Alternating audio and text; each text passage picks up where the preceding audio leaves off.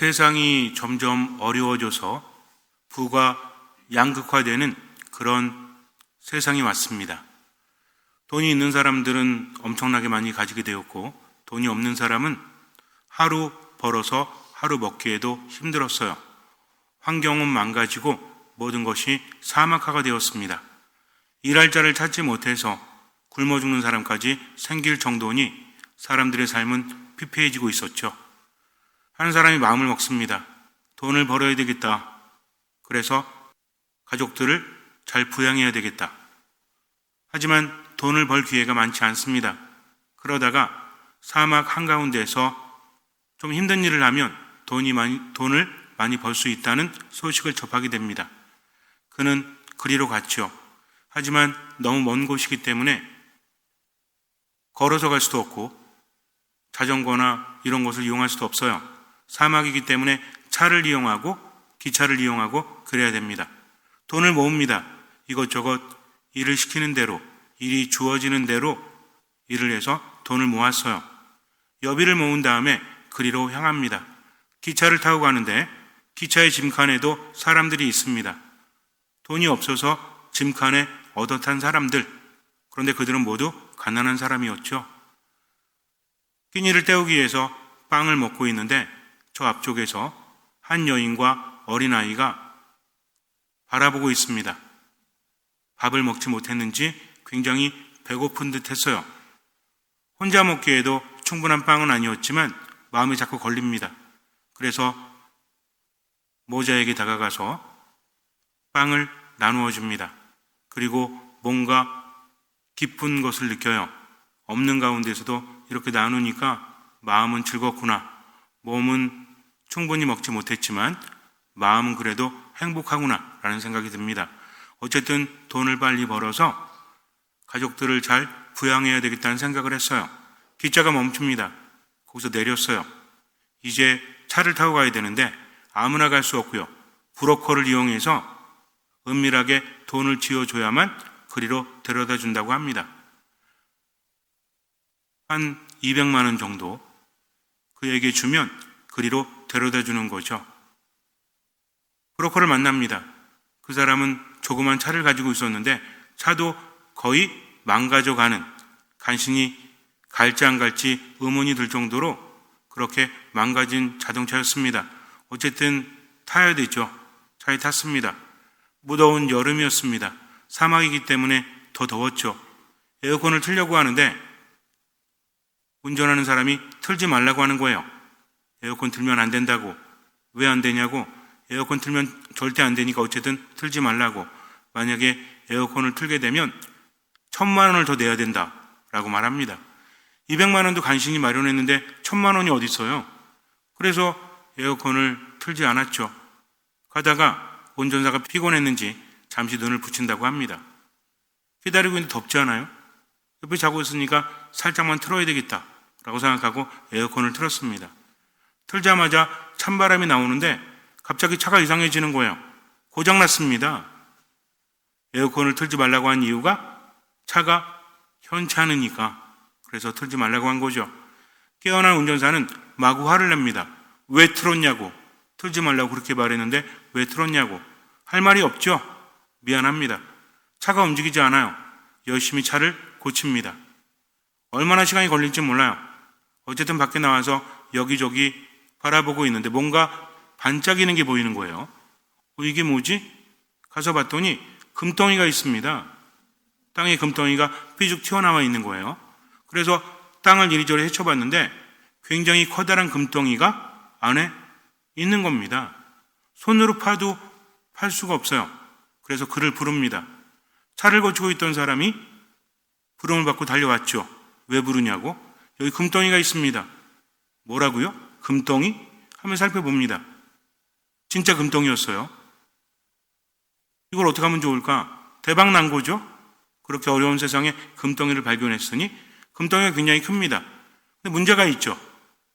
차를 고친 다음에 밧줄로 묶어서 끌어내려고 해도 금덩이가 워낙 커서 나오질 않는 거예요. 굴삭기를 가지고 와서 이거를 파내야 되겠다라고 결론을 내립니다. 문제가 생깁니다. 누구 한 사람은 지키고 있고 한 사람은 갔다 와야 되는데 누가 가려고 하겠습니까? 금덩이를 본 순간 둘의 마음이 바뀌어버린 거죠. 서로 갔다 오라고 합니다. 서로 지키겠다고 그래요. 이 사람이 말해요. 나는 이곳 지리도 알지 못합니다. 당신은 차를 운전하는 사람이니 지리 알잖아요. 그러니 다녀오십시오. 내가 아는 곳까지 다녀오는데 가는데 이틀, 오는데 이틀 정도 걸립니다. 기다릴 수 있겠습니까? 제가 이 금덩이를 가지고 어디로 가겠습니까? 기다릴 수밖에 없지요. 그러니 다녀오십시오. 그 사람은 미심쩍었지만 어쩔 수 없잖아요. 차를 몰고 굴삭기를 가지러 갑니다. 남은 사람은 금덩이를 지키고 있었던 거죠. 밤이 되었습니다. 굉장히 추웠어요. 그래도 떠날 수가 없죠. 옷을 여미고 잠을 청해보지만 잠이 오지 않습니다. 그런데 저 멀리에서 늑대의 소리가 들리는 거예요. 이러다가 큰일 나겠구나. 도망가야 되는데 도망갈 수 없잖아요. 풀을 짚여서 늑대들을 쫓아냅니다. 밤새 한숨도 자지 못했어요. 그러다가 다음 날이 되고 오후가 되었는데 저 멀리에서 한 사람이 걸어오는 것이 보입니다. 보통 사막에 혼자 떨어져 있을 때 누군가 오면 반가워요, 안 반가워요? 반갑죠. 근데 이 사람 반갑겠어요? 아니죠. 금덩이의 존재를 들키면 안 되잖아요. 그래서 허겁지겁 덮어놓고 저기로 갑니다. 멀리서 보니까 뭔가 이상했죠? 저 사람 왜 저러지? 가까이 가서 말을 붙이려고 하는데 행색은 굉장히 초라했거든요. 먹지도 못하고 마시지도 못한 것 같아요. 그런데 좀 이상합니다. 보통 이런 데 사람을 만나면 물이나 먹을 것을 청하기 마련인데 이 사람은 자꾸 숨는 거예요. 자꾸 가던 길 계속 가라고 합니다. 뭔가 이상하죠? 도대체 왜 그럽니까? 아닙니다. 어서 갈 길을 가십시오. 보아하니 먹지도 못하고 마시지도 못한 것 같은데 내가 좀 도와주겠소. 싫습니다. 괜찮습니다. 그래요.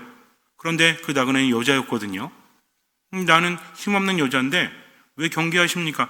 어쨌든 어서 가라고. 정말 이상하잖아요. 그런데 아까 뭔가를 감추는 것 같던데 그것이 무엇입니까? 하면서 금덩이 있는 대로 가는 거예요. 이 사람이 벌떡 일어나더니 옆에 있는 삽을 집어듭니다. 그리고 가서 그 여자를 내리쳤어요. 삽에 맞은 여인은 쓰러져서 죽고 말아요. 그 여인을 땅에 묻습니다. 또 하루가 지납니다. 그리고 또 하루가 지나요. 4일이 지나고 5일이 지났는데도 오지를 않습니다. 왜 이렇게 오지 않지? 이제 더 이상 버틸 수가 없는데.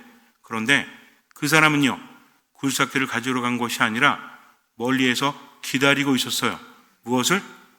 그 사람이 혼자 죽기를. 사막인데 물도 없잖아요. 먹을 것도 없잖아요. 그러니 며칠 버틸 수 있겠습니까? 저러다 죽으면 내가 가서 굴삭기 가져와서 금덩이를 파내면 다 내 것이 되니까 멀리서 지켜보고 있던 거죠. 그렇게 또 며칠이 지납니다. 거의 죽을 지경이 되었어요. 그런데 저 멀리에서 또 한 사람의 나그네가 다가옵니다. 그에게 도움을 청해 보려고 했지만 마음속엔 욕심이 생겨요. 저 사람에게 도움을 청했다가는 이 금덩이를 빼앗길지도 몰라. 죽어가는 마당에도 도움을 청하지 않습니다. 근데 이 사람도 이상하죠? 나그네가 쓰러져 있는데 도움을 청하지 않습니다. 생명은 붙어 있는데 왜 도움을 청하지 않지? 가서 왜 그러냐고 물어보는데 그 여자였어요. 죽어서 땅에 묻었던 그 여자입니다. 깜짝 놀랐죠? 아니 분명히 죽어서 땅에 묻었는데 왜 내 눈앞에 나타났지? 어서 가라고, 어서 가라고? 근데 여인이 말합니다.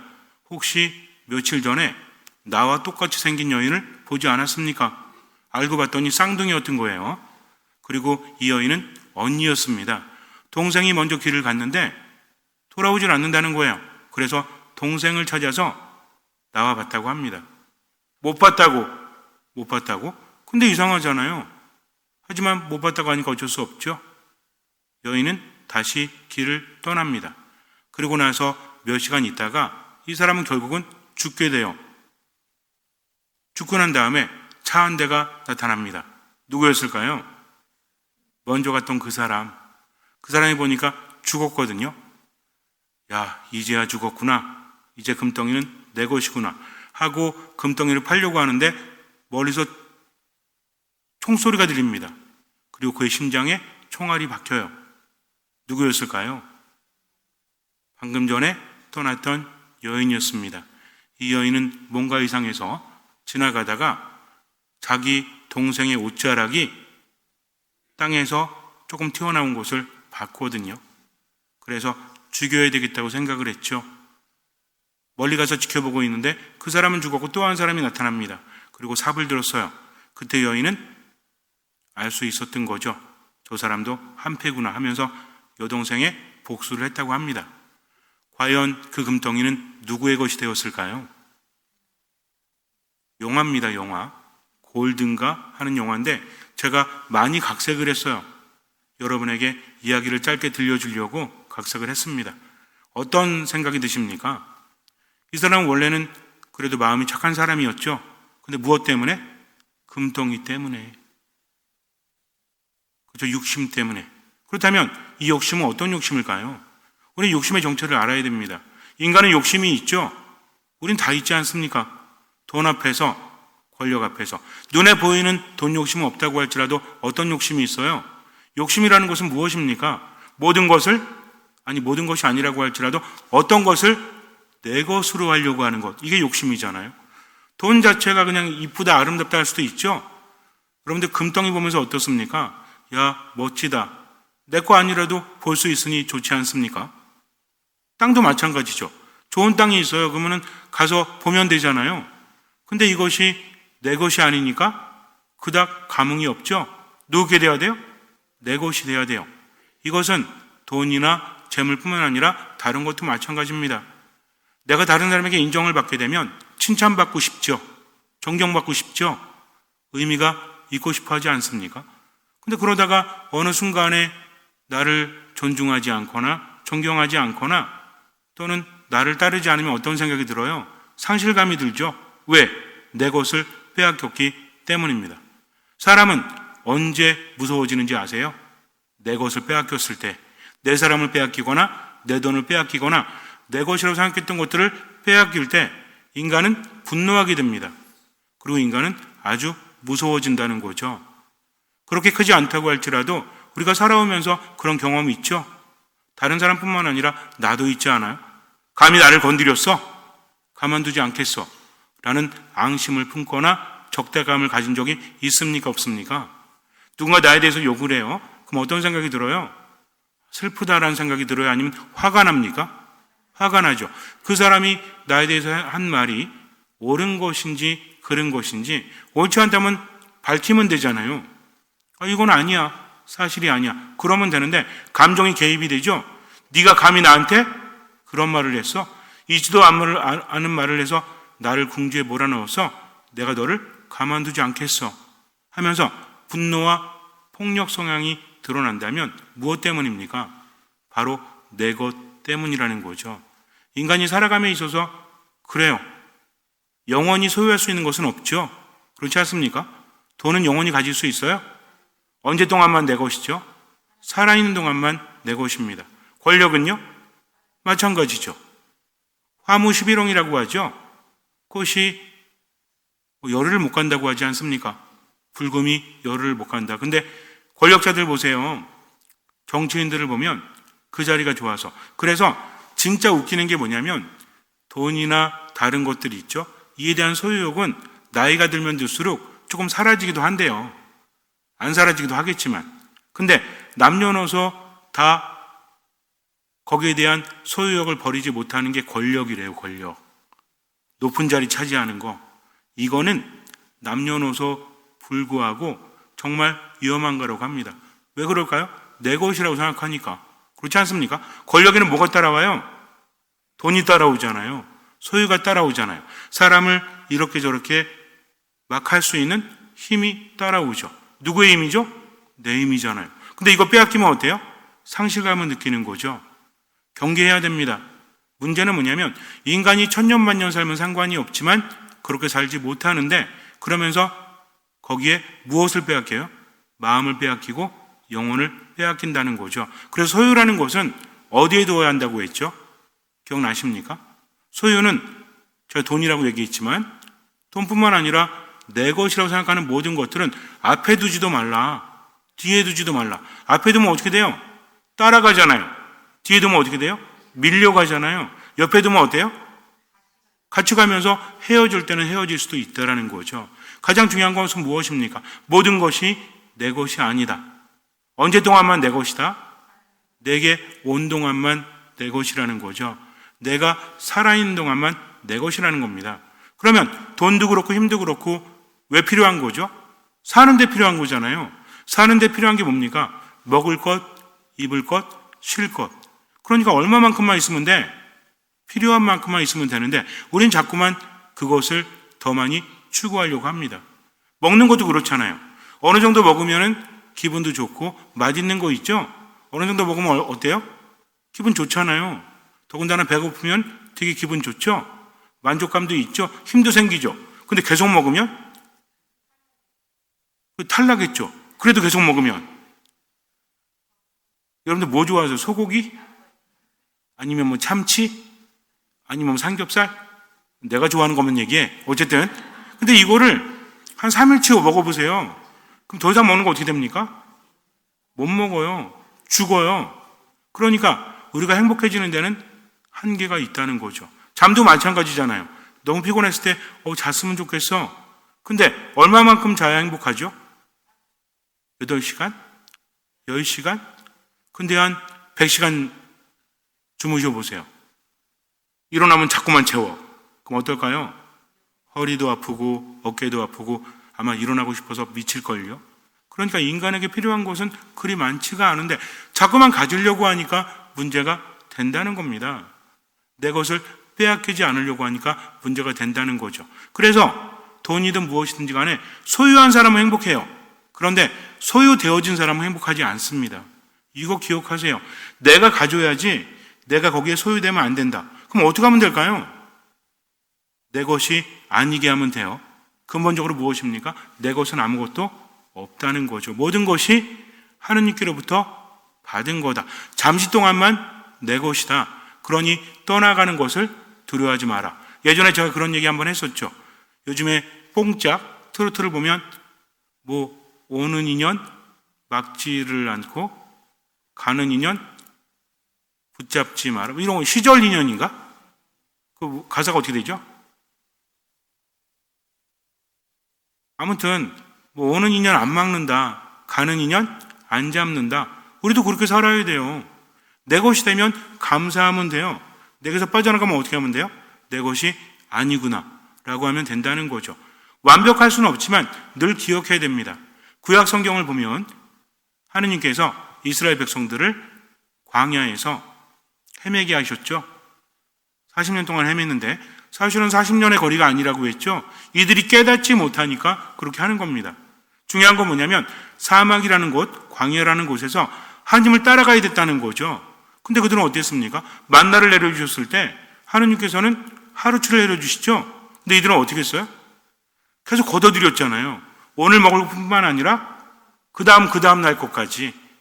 안식일이 되었을 때는 이틀치 구하라고 했죠. 왜? 일할 수 없으니까. 그날만 허용이 되는 겁니다. 근데 사람들은 자꾸만 쟁겨놨다는 거죠. 어떻게 됐어요? 썩었잖아요. 그래서 악취를 풍기지 않습니까? 그런데도 깨닫지를 못했던 거죠. 신앙은 무엇입니까? 모든 것이 하느님의 것이요. 하느님께서 이끄시는 대로, 하느님께서 주시는 대로 감사하면서 어떤 양식을? 일용할 양식을 즐기면 되는 거죠. 마찬가지입니다. 예수님께서 알려주신 기도 안에서도 우리가 뭘 청해요? 일용할 양식을 주시고. 이것은 무엇입니까? 우리가 살아가는데 필요한 만큼, 행복한데 필요한 만큼, 나머지는 내 것이 아니구나, 하느님의 것이구나. 자꾸 묵상하셔야 됩니다. 한 번에 되지 않습니다. 그러나 묵상하고 또 묵상하는 거죠. 때론 손해볼 때도 있죠. 때론 억울할 때도 있어요. 답답할 때도 있어요. 그때 어떻게 해요? 화가 나거나 짜증나거나 우울하거나 이런 것도 있지만 기도해야 됩니다. 그래, 내 것이 아닌 것을, 하느님께 받은 것을 모두 다 빼앗기라는 얘기가 아닙니다. 이미 사라진 거에 대해서 마음을 두지 말라는 거죠. 왜 그런지 아십니까? 그러면 뭐가 생겨요? 또 욕심이 생겨요. 그래서 더 움켜쥐려고 합니다. 인간은 그래요. 인간은 꽁 대신 닭이라고 하는데 꽁 대신 닭을 넘어서 꽁 대신 오골개가 될 수도 있어. 내가 이만큼 손해를 봤으니까 더 챙겨야지. 라는 보상 심리가 있습니까? 없습니까? 우리 있잖아요, 다. 그죠? 있잖아요. 그러니까 삥땅도 치고 이것도 하고 어느 정도 선에서 그렇다고 크게 하진 않잖아요. 그런 거 있지 않습니까? 가끔 그런 거 있잖아요. 아니, 뭐 이거 어차피 남는 건데 뭐. 그냥 뭐 내가 가지고 가는 게 낫지. 더 이상 얘기했다면 위험하니까 얘기 안 할게요. 그런 마음이 인간에게 있지 않습니까? 그래서 웃기는 게 뭐냐면 사람들이 100명인데 빵을 100개 사갖고 나눠주잖아요. 그럼 남을까요? 안 남을까요? 아니, 빵 5개와 물고기 2마리로 예수님께서는 5,000명을 먹이셨는데 우리는 빵 100개로 100명도 못 먹여. 자꾸만 모자라. 아니, 남아. 뭐가 남아요? 사람이 남아. 빵이 남는 게 아니라. 그러면 돼요, 안 돼요? 근데 그렇게 집에 가져가가지고 결국은 어떻게 해? 놨다가 다 상해버리고. 안타깝지 않습니까? 그래서 묵상하셔야 돼요. 한번 마음을 빼앗기게 되면 먹을 것도 마찬가지입니다. 어느 정도가 내 안에 들어왔을 땐 나한테 먹히지만 더 많이 들어왔을 때는 나를 먹어요. 그러니까 뭐가 생겨? 병이 생기는 겁니다. 그래서 병이 생겼을 땐 뭐라 그러죠? 먹지 마라. 그렇죠. 자꾸 비워내야만 건강할 수 있다라고 하지 않습니까? 그러니까 때로는 손해보고 때로는 아프고 때로는 힘들어도 어떻게? 그래, 내 것이 아니구나. 모두 하느님의 것이구나. 분명히 말씀드리지만 손해보고 살란 말이 아닙니다. 무슨 얘기인지 명확히 아셔야 돼요. 여기 와서 이거 뺏고 저거 뺏는다고 해서 지키지도 않고 그래, 내 것이 아니니까 다 훔쳐가라. 내 것이 아니니까 다 가져가라. 이런 말이 아니에요. 이미 지난 것에 마음이 묶이지 않게 하라. 그래서 더 많은 것들을 추구하면서 내 시간을, 영혼을, 마음을 빼앗기지 않게 하라는 거죠. 그러다 보면 마음이 자유로워집니다. 많이 못 가지면 어때요? 그렇지 않습니까? 여러분들은 행복할 만큼 충분합니까? 충분하지 않습니까? 충분하지 않아요? 먹을 만큼, 입을 만큼 있으면 만족하십시오. 라고 디모데는 우리에게 말하고 있죠. 그러시면 돼요. 그냥 만족하십시오. 감사하십시오. 그러면 생각이 바뀌고 느낌이 바뀌죠. 근데 이것만으로 안 돼. 또 하나 뭐라고 그랬죠? 멈춰 있으면 안 된다. 내게 왔으면 내보낼 줄 알아야 된다. 중요한 건 그겁니다. 하느님께 많이 청하십시오. 많이 소유하십시오. 그러나 소유되지 마십시오. 뭔 얘기예요? 떠나보낼 줄도 알아야 한다는 거죠. 어떻게 하면 돼요? 쓰면 돼요. 누굴 위해서? 나를 위해서 써도 돼요.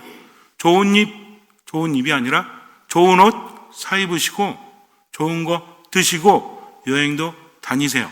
근데 자기만을 위해서 그러면 돼요, 안 돼요? 안 되지. 내게 아닌데.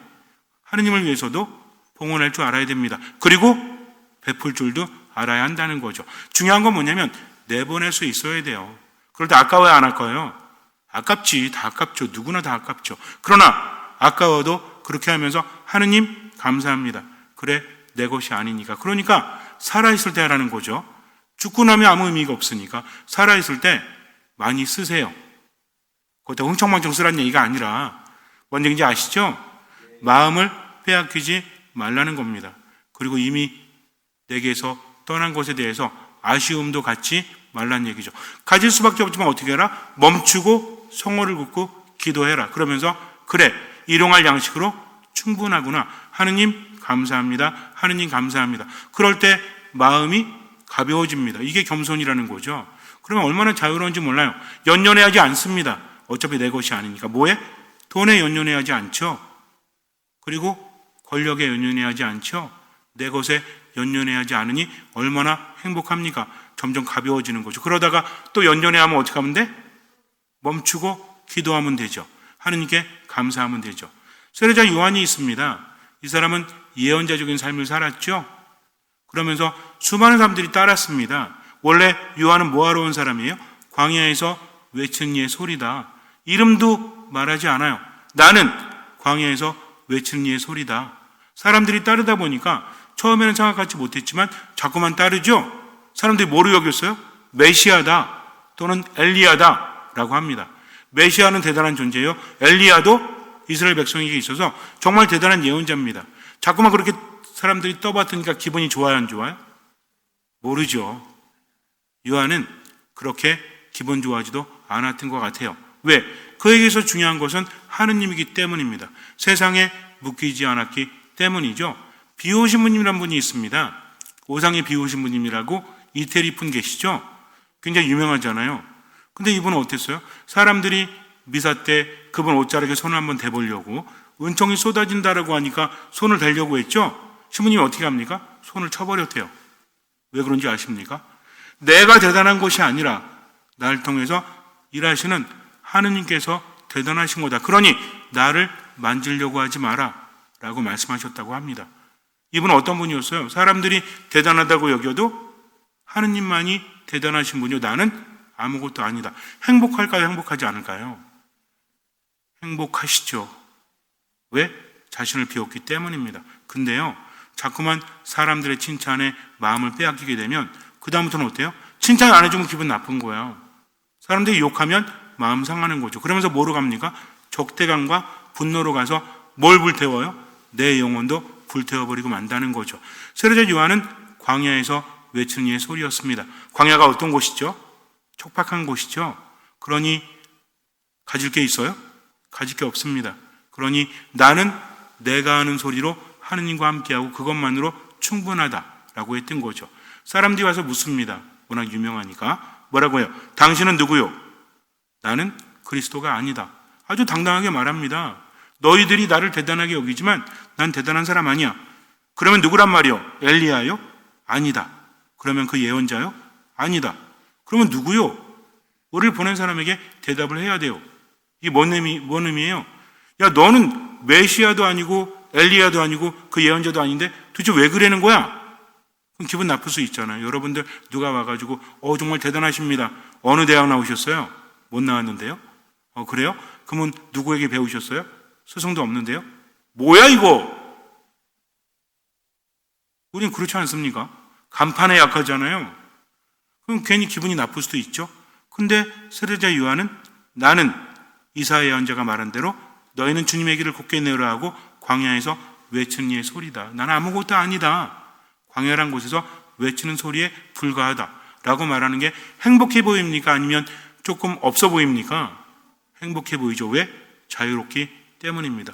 진짜 행복한 사람은 세상에서 자유로운 사람이요, 세상 것을 소유한 사람이지 그 무엇에게도 소유되는 사람이 아니라는 것을 명심해야 됩니다.